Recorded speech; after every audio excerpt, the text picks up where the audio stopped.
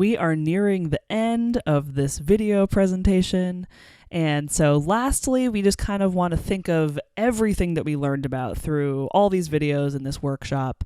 And we're going to kind of all put it together and put it into tangible action items. So we want to take a look at some personal and educator goals. So we want to really focus on both of those instead of just what we can do as educators, because we know that the more we work on our own identity development and exploration, and the more that we also think about combining this active allyship with not just our role at schools, but also in our personal lives, that the more effective active allies we can be. So we're going to do a quick SMART goals activity. So if you've been taking notes, or if you have been journaling in a notepad or on your phone or whatever, or on your laptop, would love for you to keep doing this one last activity and take a few minutes for this. So again, you can pause me when it's time. But we're going to do a SMART goals activity. So we're going to make a list of personal goals that we have in building more LGBTQ plus inclusive communities in our own lives. And then we'll also make a list of goals we have as an educator that we can implement in our workplaces. So as you can see in this SMART goals graphic, or in case you aren't sure of what SMART goals are, we're going to use the SMART template to make our goals. So our goals should be specific, that's the S part, in addressing what we want to achieve. They should be measurable, so we know when we've achieved them. Excuse me. They should be attainable and realistic goals, and they should be relevant to the subject and realistic to the scenario. And they should be completed in a timely manner. So there it is, SMART. I can spell. So in this case, we can focus on weekly goals or monthly goals. Again, for maybe the rest of the school year or for the summer or for next year. It's up to you on how you do it, but I think one of the most important aspects of SMART goals is that it's attainable. So we want to do things that are realistic and that we are more likely to get done, again, because that's how we can be active allies, by following through and holding ourselves accountable. And then we want to, and you can even do it in sections too. You could do one for the rest of the school year, one for the summer, one for next school year, whatever works for you. And then you could do the same thing in your personal life too. Your personal life could be weekly or monthly or whatever works for you. So if you can, please take a few minutes to work on that. You can pause the video here officially. I give you permission. And we'll talk about some of those SMART goals. So once you've done that, I also want you to take a look at, I made this brief list on the next slide of some personal goals and educator goals. Some of these are just kind of ones that I brainstormed or that I've heard others use or that I'm doing myself. And some we've already discussed, but I'd like you just to look through them and see if there are any of these that you could add to the action step list or the SMART goals that you just created, or maybe they inspire some other ones. I also think this is a great opportunity to, if you have a coworker that's also going through these videos, or that you know has gone through this workshop, or both, I'd love for you to chat with them and see, like, oh, okay, so what are some of your personal SMART goals? What are some of your educator SMART goals? Maybe we can hold ourselves accountable, or maybe you can get inspired by something that someone else said. So it's just a great session for feedback and collaboration, and also just, holding each other accountable. That could also help as well. So on this list, you could see that curating social media is one that I think is extremely valuable. So, go on your Instagram, for example, and go follow a bunch of LGBTQ plus news sources. There are so many great ones out there. Some of the ones I love are the handle them, literally just them. That one's a really great one. There's Out Magazine. There's so many other ones as well. There's also transgender _together that I really love. If I can share my resource doc, you can find some other wonderful Instagram accounts that I would recommend following. There are lots of LGBTQ plus influencers out there that are really open about their stories and trying to educate and advocate for others. And kind of similar to curating your social media feed, you can also consume more queer media. So podcasts, TV shows, all kinds of stuff like that, movies. The more that you are exposed to these things, the more normal it becomes. And I remember in one of the workshops I suggested this, and someone said, "That's so funny that you said that, because I read in an article recently that that is one of the biggest ways to enact change in your life." Because we are on social media so much, and that is our way of connecting to the world and learning about what's going on and learning about other things. And as educators, I think we are also learners. And so this is a really great way to expose ourselves naturally. You don't even have to put in a ton of work. You find the accounts, you follow them, and then your social media feed brings it to you. And it does the education almost for you by just showing you those things on the feed that you're already going to be scrolling through. So that is a really easy way to enact change. And that's one that I highly suggest. Again, personally, regularly do identity self-reflections. We've talked about that as well. Set some time aside, do some journaling, just do some thinking, go for a drive, whatever allows you to just think and sit and really think about your own experiences, how you feel in your body. And then that also can help give you some routes for the education that you could do to continue to learn more about things or identities that you might not know. Listen to queer stories, whether it's, again, like on YouTube and TED Talks, in TV shows, whatever, or even from your friends or people who identify as LGBTQ+. Listen to their stories.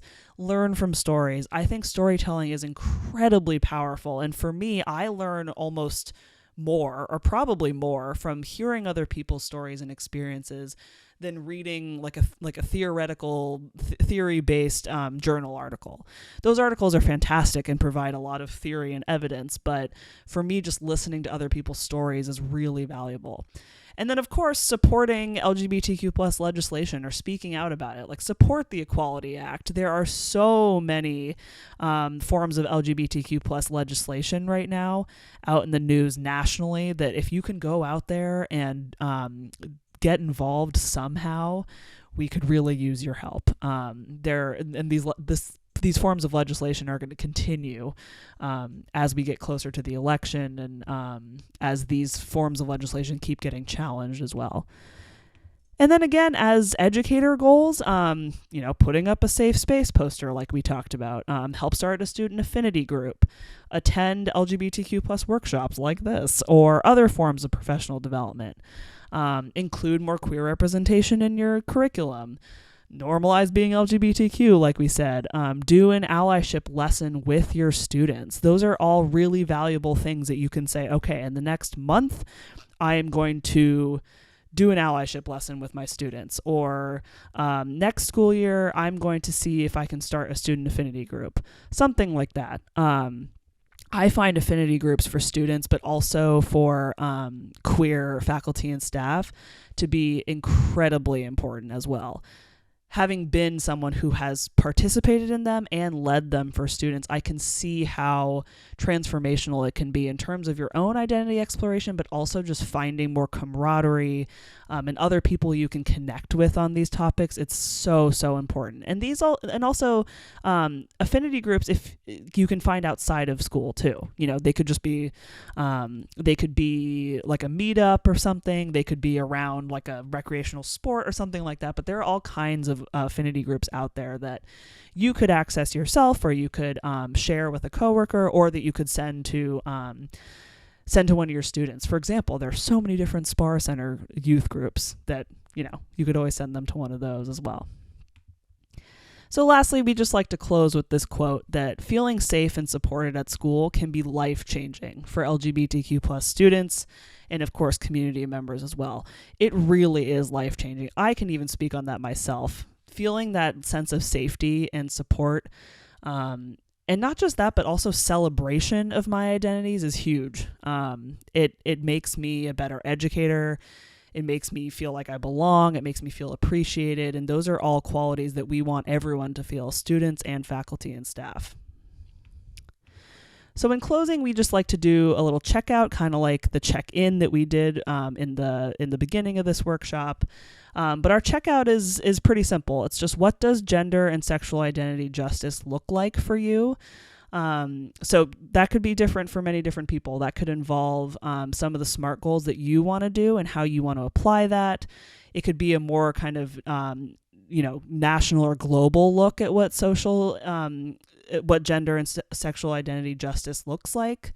But I'd love for you to take a second to think about that. And then lastly, what can you do to become an agent of change for the LGBTQ plus community? So again, this might relate to some of your goals, but I think thinking a little bigger picture about what does justice really look like in my brain, and what can I do to be an agent of that change, or what can I do to be a social justice leader at my school and outside of my school?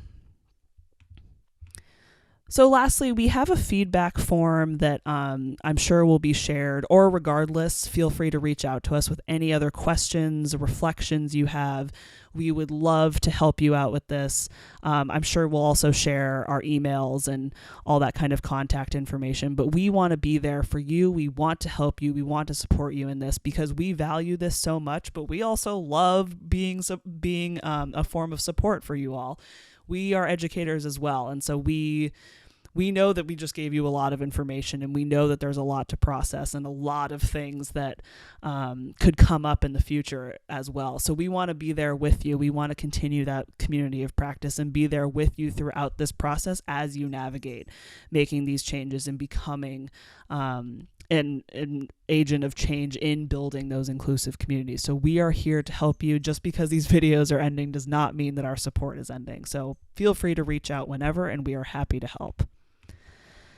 Then we have a resource slide here just in case you want it. The resource document that I've mentioned, I think in some other videos here, that I have created is at the bottom of that resource list. So the More LGBTQ plus resources Google Doc. If you'd like to see the list of children's books that I've curated and list of social media accounts and things like that to follow, that's a great resource. You can also see our emails there, which I just said that we would provide for you, but they're in the resource page right there. In addition, there's our toolkits in there and other really wonderful resources like Gender Spectrum, Trans Student Educational Resources, Trevor Project, etc., etc. So if you ever need resources too, you can use some of these, or we can help you find additional ones as well. So that is the end of our presentation, and I just want to thank you all so much for being a part of this and for watching these videos and taking time out of your, I'm sure, busy schedule to really educate yourself more on the LGBTQ plus community and how to be an ally. I know this was a long workshop. There's a lot of content. You all are such troopers and you're incredible. You're all superheroes. You all have your active ally capes on. You really should be so proud of yourselves for all the incredible work that you have all done so far and that you're doing right now with these videos and with these workshops. I'm so grateful for this opportunity to present this material that's so near and dear to my heart and is so personal for me. And so I just want to, thank FEL for the opportunity. I want to thank MCOE and the SPAR Center for getting me involved. And I'm just so excited to continue working with all of you as we continue on in this process and as we continue to build LGBTQ plus inclusive communities. And like I said, I'm here to support and help you however I can in your schools or with any other projects you have in mind. So thank you all so much. I really appreciate all of you.